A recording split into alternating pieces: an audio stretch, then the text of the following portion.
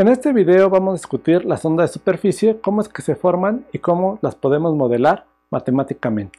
Existen dos tipos de ondas de superficie, las ondas de Love y las ondas de Rayleigh. Si suponemos que la dirección de propagación de la onda es como se indica, es decir, la onda se propaga en la dirección en la que yo me encuentro, las ondas de Love van a tener un movimiento principalmente en la dirección horizontal a 90 grados de la dirección de propagación, es decir, perpendicular, mientras que las ondas de Rayleigh van a tener un movimiento elíptico de manera retrógrada, como se observa en la animación, que va a ser en la misma dirección de la propagación, pero hacia atrás. Esto se conoce como movimiento retrógrado. Si nosotros lo analizamos en los sismogramas, vemos un ejemplo donde tenemos un sismo que produce tanto ondas de cuerpo como ondas de superficie, y si rotamos las componentes, la componente norte-sur y la este-oeste, la dirección radial y transversal, recuerde, la dirección radial es la que apunta en dirección en la que vino el sismo, suponiendo que el sismo vino de esta dirección. Si yo roto matemáticamente mis sismogramas, la componente que apunta hacia la dirección donde vino el sismo se llama componente radial, y la que se encuentra a 90 grados sería la componente transversal. Entonces vean, la onda de Love es mucho más fácil de ver en la componente transversal. En general no tendría por qué tener componente en la dirección radial o en la dirección vertical, mientras que las ondas de Rayleigh tienen la mayor parte de la energía visible en las componentes radiales y en la componente vertical.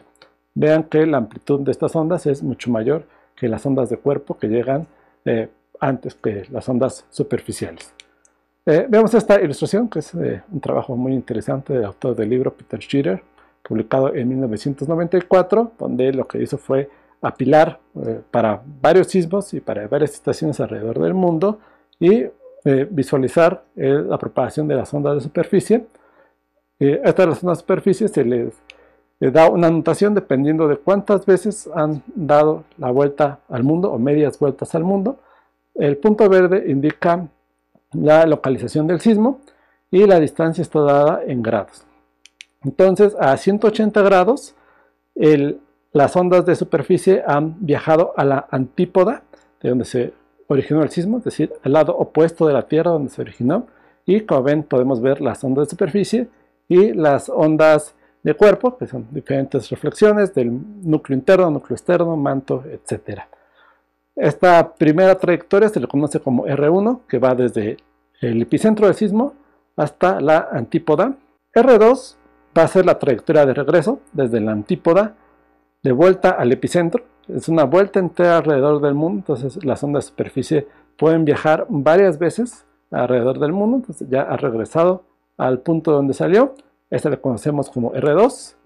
R3 es el camino desde el primer regreso al epicentro y de nuevo hacia la antípoda, y finalmente tenemos R4, y así podríamos tener sucesivamente varias vueltas al mundo. Vean algo interesante, que se los señalo con las flechas de color rojo. Vean en la trayectoria R1 como el tren de onda de las ondas de superficie es mucho más compacto que el tren de onda en la trayectoria R3. Vean que se observan las mismas ondas de superficie, ya no se alcanzan a observar las ondas de cuerpo. En general, a estas distancias ya es muy difícil observarlas. Y vean cómo se está ensanchando el tren de onda, conforme se va alejando del epicentro y va dando varias vueltas alrededor de la Tierra. Este es un fenómeno que es típico de las ondas de superficie, que se conoce como dispersión, del que vamos a hablar en un momento. Bueno, entonces vamos a ver a qué se deben las ondas de Love. La ruptura de un sismo únicamente genera ondas P y ondas S. Por sí mismo no genera ondas de superficie.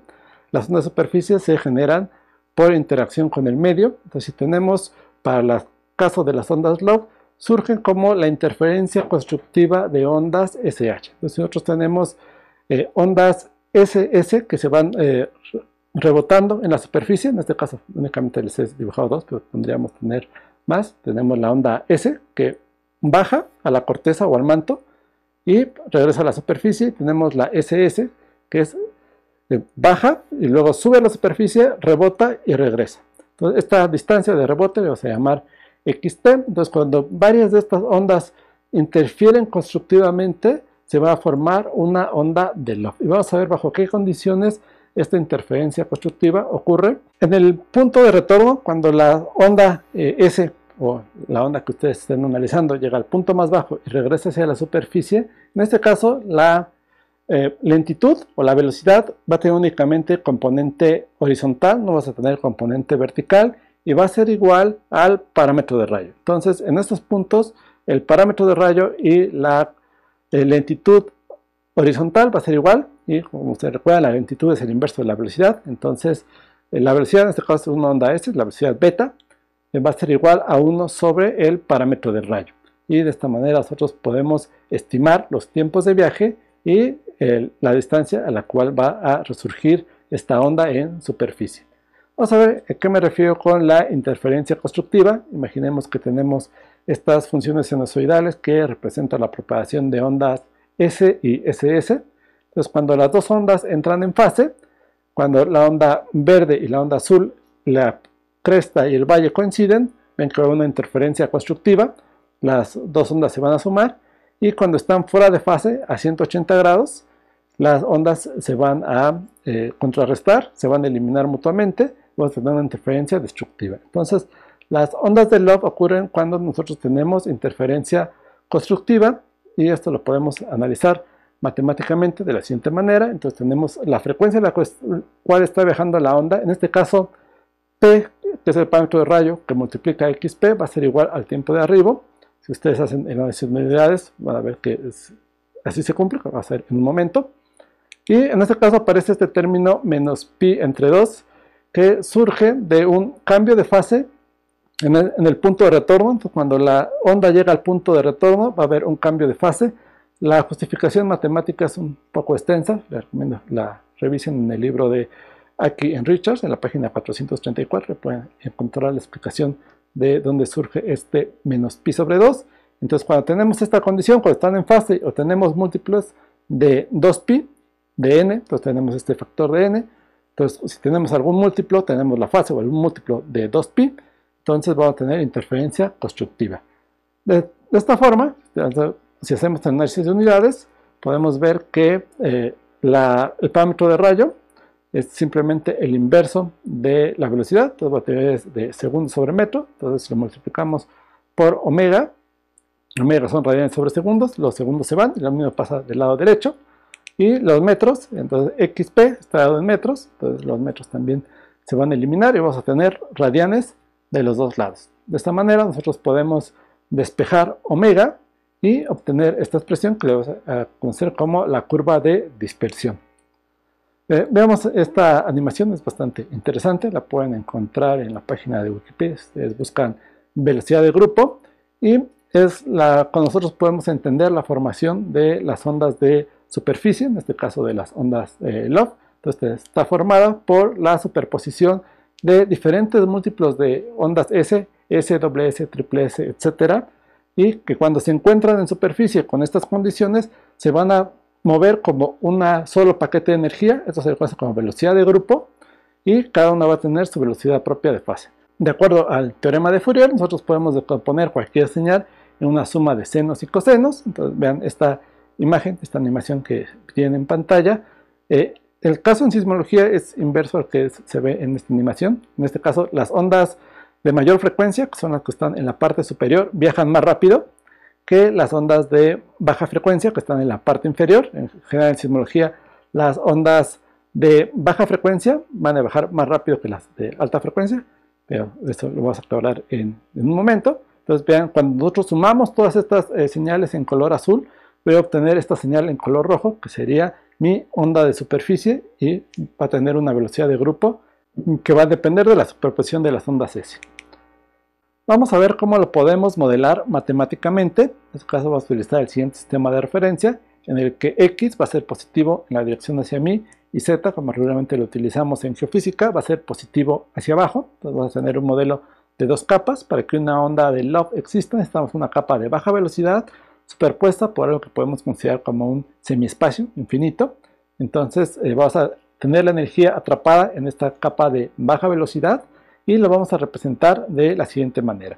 En la capa superior vamos a tener dos ondas, una que sube, que la estoy representando en color verde, y que está relacionada con el segundo término que está multiplicado por B2. Recuerden que los signos que acompañan al número de onda K me van a dar la dirección en la que se está moviendo la onda, y tengo además la onda que va hacia abajo. En la capa superior tengo la onda que va hacia arriba, que está representada con el término B2, y la que va hacia abajo que está representada con el término B1. En el semiespacio únicamente voy a tener la onda que se propaga hacia abajo, y voy a utilizar estas dos ecuaciones para cumplir con las condiciones de frontera. Vamos a ver cuáles son esas condiciones de frontera que nosotros necesitamos cumplir para que se formen las ondas de Love. Entonces, en la capa, vamos a ver primero el semiespacio, el término UY de X. Únicamente tenemos componente de desplazamiento en la dirección Y, que en este caso es perpendicular a sus pantallas, y la onda está propagando en la dirección positiva de X. Entonces, estamos que este término, el tercer término, tiene que ser esta multiplicación de Kx por RB2, tiene que ser positivo, de manera que todo ese término sea negativo. Entonces puedo tomar este primer término, dividirlo en tres exponenciales, y la tercera exponencial, que es una función de z, tenemos que hacer que se desvanezca con profundidad. Nosotros queremos que esta onda, a medida que se va adentrando en el manto, vaya desapareciendo, y la condición que tenemos que hacer es que este término sea positivo, de manera que cuando se multiplique por el menos yo tenga una exponencial que decrece. Y R beta lo habíamos definido anteriormente como el cociente entre el número de onda vertical dividido entre el número de onda horizontal, que lo podemos expresar de esta manera. Les recomiendo, si estas ecuaciones no les parecen familiares, revisen videos anteriores donde nosotros definimos la velocidad aparente, y podemos hacer un poco de álgebra. Para que esto se cumpla, vean, vamos a ver lo que hay dentro del paréntesis. Entonces tenemos Cx entre beta menos 1, Cx entre beta al cuadrado menos 1. Entonces, si yo tengo un número mayor a 1, probablemente va a ser un número, cuando yo lo eleve al cuadrado, mayor a 1. Y si es un número menor a 1, va a ser un número aún más pequeño. Entonces, yo necesito que esta parte que está en los paréntesis sea positiva. Entonces, lo que yo voy a hacer, lo voy a invertir. Voy a agregar este término de menos i, que es resultado de hacer esta inversión y sacar el menos 1, de manera que lo que tengo en el paréntesis es positivo. Entonces, este menos i se va a multiplicar con el menos i que tengo en la parte de arriba, que lo estoy señalando con esta raya en color verde, y de esta manera, para que esto se cumpla, la velocidad aparente, Cx, tiene que ser menor a la velocidad de la onda S. Entonces, si se cumple esta condición, nosotros vamos a hacer que la onda se vaya desvaneciendo conforme nosotros vamos a profundidades cada vez mayores. La siguiente condición de frontera es la condición en la superficie libre. Entonces, vamos a ahora calcular los esfuerzos en la superficie libre. Aquí va a haber varios términos que se van a eliminar. Únicamente vamos a tener un término que podría ser diferente de 0. Los demás se van a eliminar automáticamente a la hora de obtener las derivadas. Por favor, revisen la parte de los primeros videos donde hablamos de esfuerzos y la relación entre esfuerzos y desplazamientos. Y si nosotros hacemos esta derivada, derivamos la u de y menos, el menos me indica que estoy en la capa superior. Yo saco la derivada y voy a llegar yo a esta expresión en la que tenemos en este paréntesis b2 menos b1. Entonces, la exponencial, vean que tiene un término imaginario, eso le va a dar una característica oscilatoria, lo que va a hacer que mi onda oscile. En los primeros dos términos, mu, que es el módulo de cizalla, y k de x por rb, siempre van a ser positivos. Entonces, va a ser un número diferente de 0 y positivo. Entonces, para que yo cumpla con esta condición de frontera de que los esfuerzos en la superficie sean iguales a 0 para todo x en todo tiempo, yo tengo que hacer que B2 sea igual a B1. Entonces tengo que cumplir con esta condición. La siguiente condición de frontera es que los desplazamientos en la interfaz tienen que ser continuos. Entonces ahora lo que voy a hacer, simplemente yo voy a igualar los desplazamientos en la capa superior con los desplazamientos en el semiespacio. Vean que los elementos que les he señalado en color verde son comunes para todos, entonces estos se van a eliminar. Y simplemente yo voy a llegar a esta ecuación, que es la condición C1, que me va a cumplir con esta condición de frontera, que los desplazamientos son iguales. La siguiente condición de frontera es que los esfuerzos deben de ser continuos. Una vez más tenemos que sacar las derivadas, multiplicar por el módulo de cizalla, igualarlos y voy a tener una condición C2. Después de esto yo tendría que dividir C1 entre C2, hay que utilizar la igualdad de Euler y ustedes van a llegar a esta expresión, haciendo un poquito de álgebra, no es excesivamente laboriosa, pero les recomiendo la intenten hacer por ustedes mismos.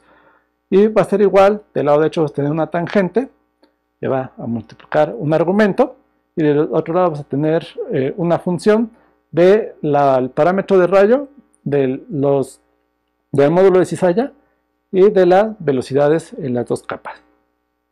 Estas dos ecuaciones las pueden encontrar tanto en el libro de Peter Schirer como el de State Equation, que llegan a través de métodos diferentes, les recomiendo, llegan al mismo resultado. Aparentemente es ligeramente diferente, es la misma, simplemente expresada de una manera diferente.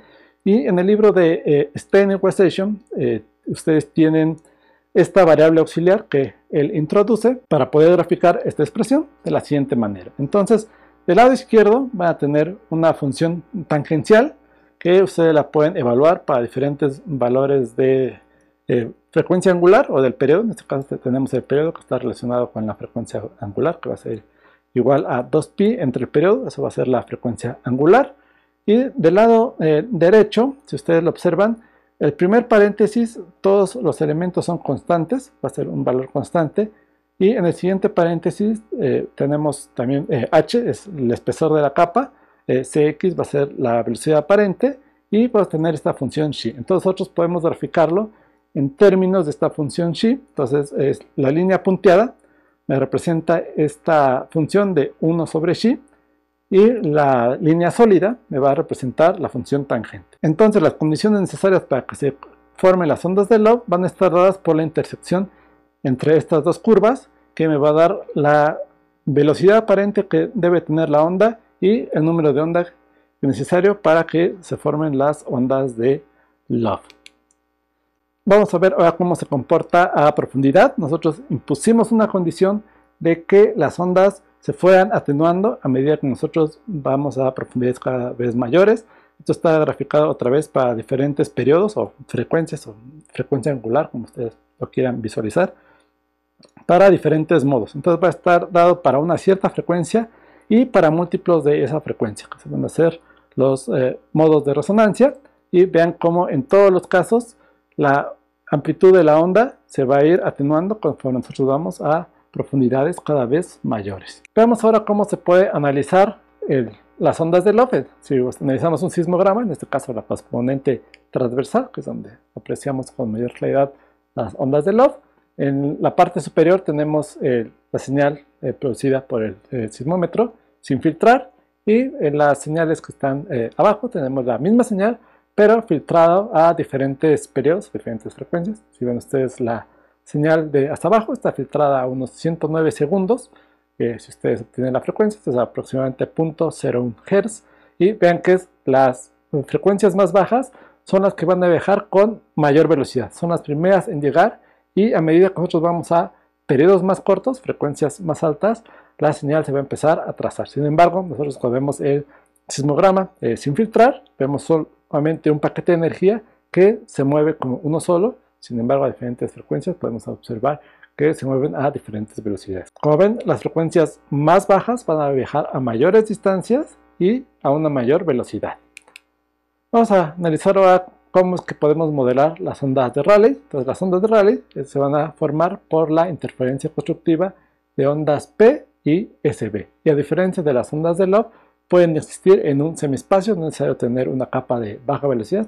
Veamos ahora cómo lo podemos modelar matemáticamente. Entonces tenemos las ondas de Rayleigh que van a tener un movimiento retrógrado en el mismo plano de la dirección de propagación, mientras que las ondas de Love están a 90 grados de la dirección de propagación. Y para hacerlo vamos a utilizar los potenciales sísmicos. En este caso necesitamos dos potenciales, tenemos ondas P y SB. Tenemos un potencial para las ondas P, que va a ser el potencial phi, y uno para las ondas SB, que va a ser el potencial psi. Entonces nosotros podemos declarar una frente de onda plano y modelarlo de esta manera. Se deben de cumplir dos condiciones, que son las mismas que analizamos hace un momento. La primera es que las condiciones de superficie libre se deben de cumplir, es decir, las tracciones en la superficie deben ser igual a 0. y la energía se debe de centrar cercana a la superficie y se debe de desvanecer conforme nosotros vamos a profundidades cada vez mayores. Si analizamos estos dos potenciales, vamos a hacer el mismo procedimiento que hicimos hace un momento. El tercer elemento del exponencial tiene que ser negativo, de manera que se atenúe la onda a medida que z aumenta. Z siempre va a ser positivo, porque lo hemos declarado que va a ser positivo hacia abajo. Entonces z igual a 0 es la superficie y valores negativos serían por encima de la superficie, que obviamente no pueden existir. Y tendremos que hacer el mismo procedimiento que hicimos hace un momento. Y vamos a llegar a esta condición que la velocidad aparente tiene que ser menor a la velocidad de la onda S y menor a la velocidad de la onda P. En general, la onda P siempre es mayor que la onda S, entonces no es problema. Entonces la condición que tenemos que cumplir es que la velocidad aparente debe ser menor a la velocidad de onda S, que en este caso es igual a beta. La siguiente condición es la condición de superficie libre, en la que nosotros tenemos que calcular los esfuerzos en la superficie. Tendremos que obtener primero los desplazamientos, luego obtener las derivadas para obtener los esfuerzos, evaluarlos en z igual a 0, es decir, en la superficie, y hacerlos igual con 0. Entonces vas a tener dos posibles esfuerzos que van a ser diferentes de 0. El esfuerzo sigma xz y sigma zz, entonces yo los tendría que evaluar. Para resolver, encontrar A y B, yo tendría que hacer un sistema de ecuaciones igualados a 0 y tendríamos de forma matricial, lo podemos expresar de esta manera. Entonces, para poder resolver este sistema de ecuaciones, lo que podemos hacer es a través del método de determinantes, sacar el determinante de esta matriz. Entonces, si ustedes sacan el determinante de esta matriz, van a llegar a estas expresiones que ven aquí en pantalla y va a ser una ecuación. Si nosotros resolvemos para Cx, va a ser un polinomio de cuarto grado que va a tener 4 raíces. Una de esas raíces va a ser Cx igual a 0, que obviamente no es posible, porque si no la onda no se movería, no es una solución válida. Las otras dos soluciones no cumplen con la condición de que Cx tiene que ser menor a beta, entonces también las vamos a descartar. Y únicamente nos va a quedar una solución válida. Si nosotros consideramos que es un medio de Poisson, podemos llegar a esta expresión que va a decir que la velocidad aparente va a ser igual a 0.92 de la velocidad de onda S. Aquí he omitido varios pasos, les invito a que lo intenten por ustedes mismos resolver estas ecuaciones y llegar a esta conclusión de que la velocidad aparente va a ser igual al 92% de la velocidad de la onda S. Es decir, una onda de Rayleigh se mueve al 92% de la velocidad de una onda de cizalla. Utilizando esta condición, ustedes lo pueden ahora sustituir, resolver A y B y van a encontrar una expresión que me va a relacionar B con A, que va a ser la siguiente, la cual ustedes pueden sustituir en sus ecuaciones de desplazamiento y obtener una solución analítica que me permita describir este movimiento retrógrado en la componente de U de X y la componente U de Z. Entonces ustedes hacen estas consideraciones y supongamos que vamos a normalizar la amplitud de la onda. Entonces tener que 42% de la amplitud de la onda va a estar en la dirección horizontal y el 62% va a estar en la dirección vertical. Entonces esto va a dar un movimiento de onda elíptico que va a estar un poquito alargado en la dirección horizontal, y si nosotros analizamos cómo se cambia la amplitud conforme nosotros vamos a profundidades cada vez mayores, vemos otra vez que la onda se va a tener que atenuar conforme nosotros vamos a una profundidad cada vez mayor hasta llegar a 0, teóricamente en el infinito, pero en general lo podemos considerar dependiendo de la longitud de onda que nosotros estamos analizando. Bueno, en resumen, las ondas de superficie tienen una amplitud que va a ser mucho mayor a una de cuerpo. Las razones por qué son el resultado de la interferencia constructiva de ondas SH para el caso de ondas Love y de ondas P y SB para el caso de las ondas Rayleigh, y ambos tipos de ondas se pueden utilizar para investigar tanto la estructura somera, lo pueden hacer para investigar los últimos metros del subsuelo, algo que es de bastante utilidad en la geotecnia, para determinar el tipo de suelo, o para investigaciones de corteza y manto superior. Es todo por esta semana. En el ejercicio de programación de esta semana vamos a practicar algunos de estos conceptos.